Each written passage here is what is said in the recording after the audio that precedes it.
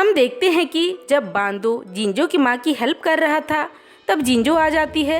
आते ही उसे धक्का देके कहती है हट जाओ, फिर अपने माँ को अंदर भेज देती है। जिंजो कहती है तुम्हारी इतनी हिम्मत, मेरे घर तक चले आए, मेरी माँ से मिलने आए थे, दोबारा मेरे घर के आसपास मत दिखना। जिंजो की माँ कहती है उस बेचारे ने तो मेरी मदद ही की थी। जिंजो कहती है आइंदा दिखे तो लात मारकर भगा देना। यहाँ बोरियम और जेऊ डांस क्लास में होते हैं। बोरियम डांस करते हुए जेऊ पर गिर जाती है। बोरियम जेऊ को किस करती है। जेऊ डर के मारे चला जाता है। हम जिंजो को उसके पेरेंट्स के साथ देखते हैं। बातों बातों में जिंजो को याद आता है कि उसके मॉम की डेथ के बाद उसके पापा दूसरी शादी करना चाहते थे। ये जान जेऊ उसके पापा से नाराज थी। ये सोचते हुए वो अपने पापा से रूडली बिहेव करती है। हम देखते हैं कि बांदू और जिंजो अपने बेटे को सोचकर रोने लगते हैं।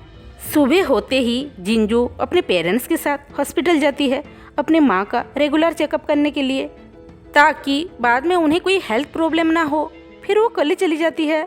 नामगिल को उसकी गाड़ी में जिंजो का वॉलेट मिलता है। उसे याद आता है कि ये जिंजो का है। लंच टाइम में नामगिल जिंजो के टेबल में आ जाता है खाना खाने। जिंजो सोचती है इसने तो मुझे खुद से दूर रहने को कहा था ना। नामगिल जिंजो को अपने साथ आने को कहता है। फिर दोनों वॉक पे जाते हैं। जिंजो कहती है तुमने तो मुझे खुद से दूर रहने को कहा था, तो फिर फ्लर्ट क्यों कर रहे हो। नामगिल कहता है मैं नहीं, तुम फ्लर्ट कर रही हो। जिंजो कहती है मैंने तो कभी किसी से फ्लर्ट नहीं किया। नामगिल कहता है हाँ, कुछ दिनों से बड़ी होशियारी से तुम मेरे साथ फ्लर्ट कर रही हो। जिंजो कहती है जो भी हुआ वो एक्सीडेंट से हुआ, कोई फ्लर्ट नहीं था। पूछती है अब तुम्हारा पैर कैसा है, दर्द तो नहीं होता। नामगिल कहता है अब किसने फ्लर्ट किया, इसे ही फ्लर्ट कहते हैं। तुम्हारी वजह से मुझे चोट लग गई, मेरा बैग उठा लो। जिंजो कहती है इतनी बड़ी भी चोट नहीं है कि मेरी मदद की जरूरत पड़े। नामगिल कहता है बहुत दर्द हो रहा है, चल भी नहीं पा रहा हूँ। नामगिल जाते हुए कहता है शाम को फिर से यहीं मिलेंगे। जब नामगिल स्विमिंग करने जाता है वहाँ बांदू और उसका दोस्त गोदुक भी होते हैं। बाथरूम एरिया में डॉक्टर पार्क भी होता है। वो अपने दोस्त से कह रहा होता है कि जिंजो को वह अपनी गर्लफ्रेंड बनाएगा और उसके साथ टाइम पास करेगा। ये सब नामगिल और बांदू दोनों सुन रहे होते हैं। ये सुन बांदू गुस्से में डॉक्टर पार्क को लात मारकर पूल में गिरा देता है। ये सब नामगिल भी देख रहा था। शाम को मिनसियो बांदू को मूवी के लिए पूछती है क्योंकि उसके पास एक एक्स्ट्रा टिकट था। फिर दोनों मूवी के लिए जाते हैं। बांदू कहता है ये टिकट तुमने मेरे लिए खरीदा। मिनसियो कहती है मेरी दोस्त नहीं आ सकी इसलिए तुम्हें बुला लिया। यहाँ जिंजो और नामगिल भी शाम को मिलते हैं। सिनेमा हॉल में बांदू जिंजो के पापा को देखता है जो वहाँ काम करते हैं। वो उन्हें देखकर डर जाता है और बाथरूम में छुप जाता है। सोचता है मैं कहीं चीट तो नहीं कर रहा। फिर सोचता है मैं क्यों डर रहा हूँ, वो तो मुझे जानते ही नहीं। फिर जब बाहर आता है तो जिंजो और नामगिल को साथ देखता है। वो भी यहाँ मूवी के लिए आए थे। जिंजो बांदू को जलाने के लिए नामगिल से कहती है तुमने मुझे डेट के लिए पूछा था ना, इसका मतलब ये है कि तुम मुझे चाहते हो, है ना। बांदू को याद आता है कि फ्यूचर में जिंजो ने उसे बताया था कि कॉलेज का एक लड़का उसे पसंद करता था, पर बांदू ने कभी उस पर भरोसा नहीं किया। अब नामगिल को देखकर यकीन आता है कि जिंजो सच बोल रही थी। सोचता है ये लड़का जिंजो में ऐसा क्या देखा कि डेट के लिए ले आया। चलो अच्छा ही है, पहले प्यार के तौर पर याद करना अच्छा होता है। मिनसियो कहती है मूवी बहुत अच्छी है, लोग तो ये मूवी देखकर रोने लगते हैं। बांदू कहता है कुछ भी हो मैं नहीं रोऊंगा, इतनी भी सैड मूवी नहीं है। ये सुन जिंजो के मुंह से तो हंसी निकल जाती है। हम देखते हैं कि जितने भी बार बांदू ने ये मूवी देखी वो रोने लगता। यहाँ हम बोरियम और जेऊ को देखते हैं, जहाँ जेऊ बोरियम को इग्नोर कर रहा था। बोरियम पूछती है क्यों दूर भाग रहे हो। जेऊ कहता है मैं तुम्हें पसंद करता हूँ, मुझे तुम्हारे साथ डेट पे जाना है। बोरियम ये सुनकर खुश हो जाती है। यहाँ मूवी थिएटर में बांदू सिर्फ जिंजो को देख रहा था। मूवी खत्म होते ही जब वो सब बाहर आते हैं जिंजो के पापा से मिलते हैं। बांदू कहता है पापा आप यहाँ। जिंजो के पापा कहते हैं तुम कौन हो। बांदू तो डर के चला जाता है। जिंजो नामगिल को अपने पापा से इंट्रोड्यूस करती है। कहती है कुछ गलत मत समझना, ये बस मेरा अच्छा दोस्त है। नामगिल फिर जिंजो को उसका वॉलेट वापस करता है। जिंजो उसे फिर ट्रीट के लिए ऑफर करती है और दोनों ड्रिंक्स के लिए जाते हैं। यहाँ बांदू और मिनसियो भी घर जाते समय एंजॉय करते हैं। मिनसियो रास्ते पर स्ट्रीट डांसर के साथ डांस करती है। जब वह रास्ते पर चल रहे होते हैं मिनसियो धीरे से बांदू का हाथ पकड़ लेती है। बांदू तो खुश हो जाता है नामगिल भी यहाँ जिंजो को कहता है कि वो उसे पसंद करने लगा है। जब जिंजो को घर छोड़ के आता है तब रास्ते पर जिंजो के पापा उसे रोक लेते हैं। दोनों फिर ड्रिंक्स के लिए जाते हैं। पापा पूछते हैं, तुम मेरी बेटी को पसंद करते हो? नामगिल कहता है, हाँ। पापा पूछते हैं, तुम्हारे पेरेंट्स क्या करते हैं? नामगिल कहता है, वो हमारे कॉलेज के डायरेक्टर हैं। ये सुन पापा तो चौंक जाते हैं। नामगिल कहता है, किसी को ये बात अभी तक पता नहीं, प्लीज़ आप भी जिंजो को मत बताना। अगले दिन मिनसियो बारिश में बस स्टैंड पर बांदू का इंतज़ार कर रही थी। जैसे ही बांदू का बस आता है वो अपना लाया हुआ छाता छुपा लेती है और बांदू से कहती है वो छाता नहीं लाई। दोनों एक छाते से कॉलेज जाते हैं। ये सब जिंजो भी देख रही थी। जिंजो का भी छाता खराब हो जाता है। तब नामगिल आकर उसे अपना छाता देता है। दोनों एक छाते पर कॉलेज आते हैं। नामगिल कहता है, थोड़ा पास आ सकती हो? जिंजो सोचती है चांस मार रहा है। नामगिल कहता है, अगर पास नहीं आओगी तो मैं भीग जाऊंगा। ये देख जिंजो पास आ जाती है। जिंजो और बांदू अपने पार्टनर को किसी और के साथ देखकर दुखी होते हैं। क्लास में जिंजो बांदू का भीगा हुआ कंधा देखकर याद करती है कि फ्यूचर में जब दोनों बाहर जाते थे तो 2 छाता बांदू लाता था। जब जिंजो कहती थी एक छाते से चलते हैं तब कहता था टीवी सीरियल की शूटिंग कर रहे हैं क्या? जिंजो ये याद कर कहती है, इसके साथ सीरियल की शूटिंग कर रहा है और मेरे साथ रियलिटी शो, चिपको चूहा कहीं का। जिंजो बांदू को बुलाकर कहती है, मेरे डैड के थिएटर में जाने की क्या ज़रूरत थी? बांदू कहता है, वो तो बस इत्तेफाक था। उन्हें तो पता नहीं मैं कौन हूँ। हमें पता नहीं कि हम फ्यूचर में कब जाएंगे। फिर भी तुमने एक बॉयफ्रेंड पटा लिया ना, हमेशा चिपके रहते हो, पता नहीं क्या गम लगा लिया। जिंजो कहती है, बोल भी कौन रहा है? उस लोमड़ी से धोखा खाने के बाद मेरे पास मत आना। मिनसियो के पास छाता था, उसने बैग में छुपा लिया था। आजकल के बच्चे भी ना कितने चालाक हैं।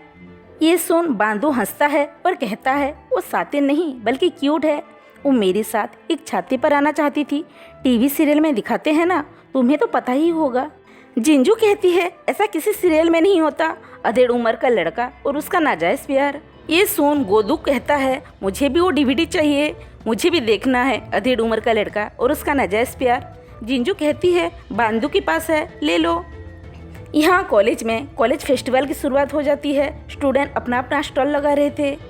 बांदू के दोस्त कहते हैं वो कैंपस टैलेंट शो में पार्टिसिपेट करेंगे जो टीवी पे भी टेलीकास्ट होगा। बांदू को याद आता है कि फ्यूचर में सब टेलीकास्ट देकर उसका मजाक बना रहे थे। बांदू शो में हिस्सा लेने के लिए मना कर देता है और अपने दोस्तों को भी मना करता है, पर उसके दोस्त नहीं मानते। बांदू कहता है, बहुत पछताओगे बाद में। यहाँ जिंजो अपने दोस्त के साथ फेस्टिवल एंजॉय कर रही होती है। तब अपने क्लास का स्टॉल देख जिंजो उनकी मदद करने लगती है। ये सब नामगिल भी देख रहा था। वह उसके स्टॉल के पास बैठ जाता है उसे देखने। कुछ लड़के बात करते हैं कि नामगिल कभी फेस्टिवल में नहीं आया, पर इस साल क्यों आया है। जिंजो स्टॉल में कुकिंग करने लगती है। ये देख सब इम्प्रेस हो जाते हैं। उसकी डिश सब खाते हैं जो बहुत टेस्टी था। वो सबको अपने हाथों से खिला रही होती है। नामगिल बहुत कोशिश करता है उसके हाथ से खाने के लिए, पर नहीं खा पाता। गलती से खाने का छींटा जिंजो की ड्रेस पर गिर जाता है और उसका ड्रेस खराब हो जाता है। यहाँ नामगिल की पैंट में भी कोल्ड ड्रिंक्स गिर जाता है और वो खराब हो जाता है। यहाँ मिनसियो और बांदू भी साथ होते हैं। मिनसियो पूछती है, कैंपस टैलेंट शो पे नहीं जाना? बांदू कहता है, ऐसा कोई काम नहीं करना चाहिए जिससे बाद में पछतावा हो। दोनों फेस्ट में बहुत इंजॉय कर रहे थे। तब उनका सीनियर उन्हें रोक लेता है। ये उनकी क्लब का स्टॉल होता है। जिंजो भी वहाँ आ जाती है। कहती है वो ये स्टॉल का गेम खेलेगी। सीनियर कहते हैं 50 रुपये लगेंगे।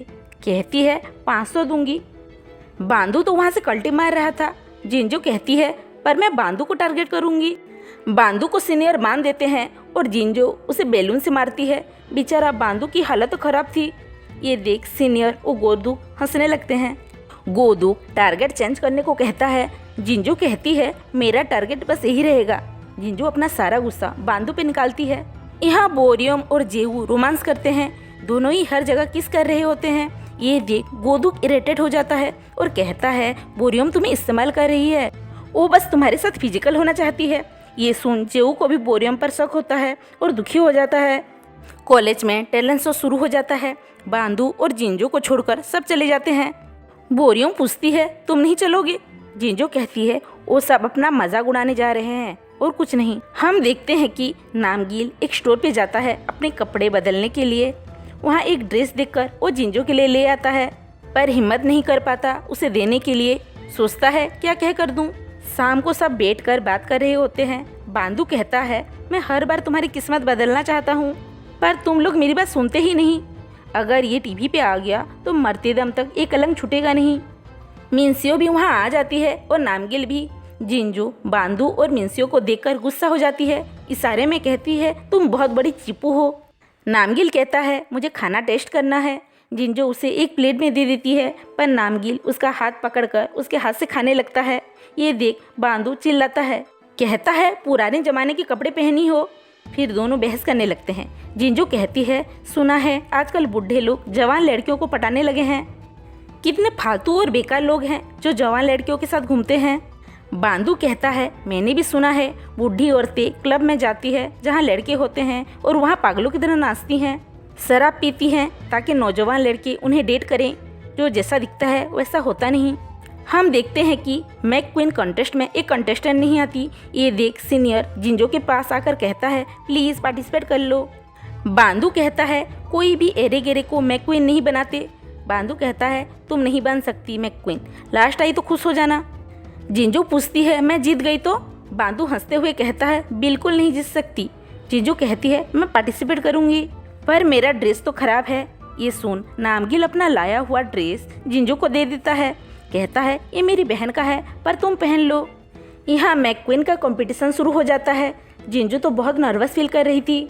जब होस्ट उसे बुलाता है, जिंजू तो डर के मारे वहाँ से भाग जाना चाहती थी, पर होस्ट उसे रोक लेता है और कहता है, अपना टैलेंट दिखाओ। जिंजू कहती है, मुझ में कोई टैलेंट नहीं है। होस्ट कहता है, कुछ तो होगा जो तुम कर सकती हो। फिर जिंजू गाना गाने लगती है। उसके गाने को सब एंजॉय करते हैं। बांदू उसे देखकर याद करता है कि जिंजू ने उसके लिए कितना सेक्रीफाइस किया, उसका कितना ख्याल रखा। उसके पास खाना खाने तक का समय नहीं था, वो बस अपने फैमिली और बच्चों को संभालने में लगी रही। हम देखते हैं कि बांदू के रियलाइजेशन के बाद पॉट में मुरझाया हुआ कैक्टस का प्लांट फिर से खिल गया। यहाँ जब गोदूक और बोरियम बात कर रहे होते हैं, तब गोदूक बोरियम से पूछता है, तुम जेऊ के साथ क्यों हो? बोरियम कहती है, वो इजी है, उसके साथ होना इजी है। ये सुन जेऊ दुखी हो जाता है। यहाँ जिंजू अपना ड्रेस चेंज करने के लिए मेल बाथरूम में चली जाती है, क्योंकि ये लेडीज़ बाथरूम दूर होता है। वो वहाँ डॉक्टर पाक को अपने बारे में बात करता सुनती है।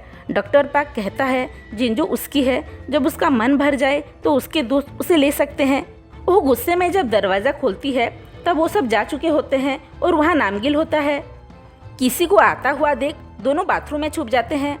बांदू भी जब बाथरूम में आता है तो फ्लोर में पड़ा हुआ जिंजो का हेयर क्लिप देखता है और डोर खोलता है। तब नामगिल और जिंजो को एक साथ देखकर चौंक जाता है। कहता है, तुम यहाँ कैसे?